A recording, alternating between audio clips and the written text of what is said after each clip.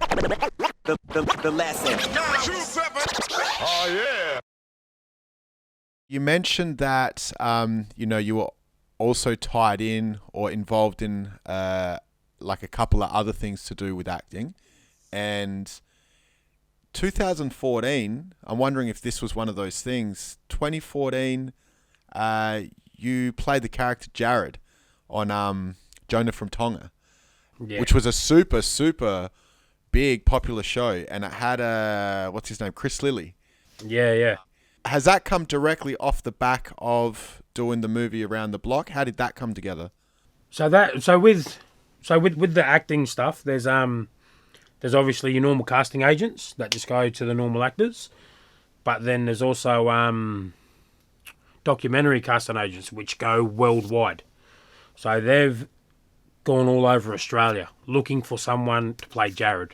And as I said before, my family's name and us being well known within the industry, it came to a casting agent, Anushka.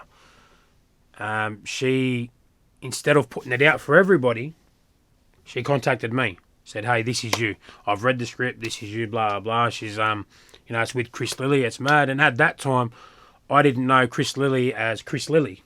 I knew Jonah from Tonga, Jermaine, all that stuff, but didn't know his actual name. And I'm thinking, she's a bit excited. Should I be excited? That's when I Googled it, and I was like, oh, it's this bloke. I was like, I hope it's Jonah from Tonga, and for sure it was, So, but yeah, it kind of, I think it did fall straight off the back of that Around the Block, but it wasn't because of Around the Block. You know what I mean? With Jonah from Tonga, obviously, like, that's a series. So you featured as the character Jarrod, like, across several episodes? Yeah. Yep. So that was, there was a long process. At that time, I didn't know anyone in Melbourne, So when I was down, the whole time I was down there, so I stayed there for the whole thing, the whole stay, over the whole 7 episodes. But as I said, it wasn't consistent every day. You know what I mean? It was a couple of days here, a couple of days there, but it was good. They had me up in I think it was the Ridges, nice big room up top, and felt like a fucking superstar, mate. It was good. And then, so, like, when you're comparing the process between, acting in a movie versus in a series, which do you prefer and why? I think they're both the same, man. But with Jonah from Tonga, it was more of a laugh. Like, away from the camera, like just with the crew and the cast and stuff like that. That was more of a laugh for me. It was a pretty nice experience. But in saying that, the movie side of things, I got to meet Christina Ricci, got to meet Ruby Rose, all that sort of stuff. So it was each run had its perks, and obviously I'm grateful for both. If I had to choose which one I'd rather do, I don't know. I couldn't answer. When you did Jarrod, the character, for people who haven't seen it, can you describe, who that character was? So Jarrod, he is the head honcho. He's the Trump of the brothers, the black fellas in juvie. He kind of ran the show and always had his falling outs with Jonah. And actually, if you have a look at that, if you have a close look, my character. So the reason I say I'm the Trump is because my character is the only character within that whole show in the juvie system that has brand shoes. They went and bought me a pair of TNs for it.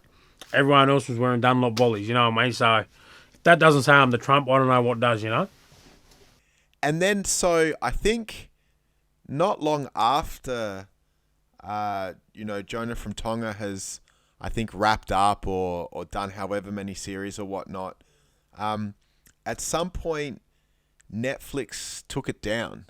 For blackface, yeah. Yeah, so, when that happened, what's your take on that, and how did you feel about it when that happened? I understand where they're coming from, just with all the racial stuff that was going on at the time. but I don't feel. I don't know. I didn't mind it. I liked it. You know what I mean? It was like if you hung around certain islanders or anything like that, then you understand of what he's doing. You know what I mean? So it's like me personally, I didn't have a problem with it. But in saying that, I also understand where Netflix was coming from.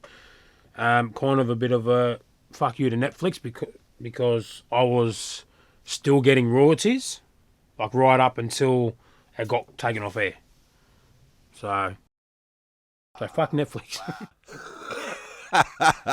And then so when it's happened and they've taken it down, did that come as complete shock to you, or is that the blackface thing something that was discussed on set while the filming was going on? And No, it was never really discussed on set. To be honest, because it was so long ago that we were filming. When I found out, like I didn't find out that it was off Netflix until maybe a month or two later. You know what I mean? Because still to this day, people are like, hey, he was in Jonah, you know what I mean? And my go-to was, yeah, it's on Netflix, go watch it, you know what I mean? But now, it's like, the last time I said it, I was like, no, it's not on Netflix anymore, it got taken down, you know? So it was a little bit of a shock, but not really, you know, because it was so long ago. now, out of interest, when you talk about, you know, when they've taken it down, you know, that cuts off the supply of royalties that come to you from being in that. So is that, when you did that, is that a situation where they pay you to shoot it and then on top of that, you get royalties? Yeah. So they put contracts out, and instead of getting your tax return, they just pay royalties over the time that it gets watched and shit like that. And it was good, you know. It wasn't fucking top dollar, but every couple of months I'd get 1600 in the mail, you know. So it's a little something. Still spending Jonah money, you know what I mean? And then, so if you compare the checks that you got overall from the Jonah from Tonga series, including the royalties, versus the check that you got for the movie Around the Block, which do you think paid better? Long term, Jonah. Long term, Jonah did, man. 100%. Because of the royalties from Netflix? Because of the royalties, yeah. So I had that flat rate. It wasn't... I think it was about $500 or $600 a day while I was down there. Obviously, flights, accommodation, food allowance, all that stuff put in. But then, like I said, look, one month I'd get $1,200, and then 2 months later I'd get $1,800 or $1,600. You know what I mean? It varied, but yeah, overall, long term financially, Jonah from Tonga was the one. And then, so how long were the Netflix checks coming through for before it dried up? Man, they came through for a while, eh? Like, I think the last one I got probably, maybe three or 4 months ago.